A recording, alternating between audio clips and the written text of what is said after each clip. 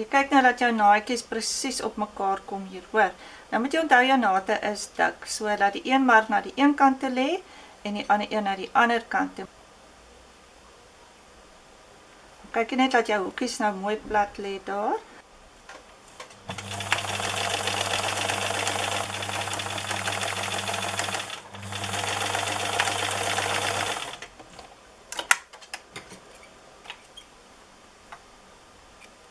Ons sy naad lê nou weer na die kant toe.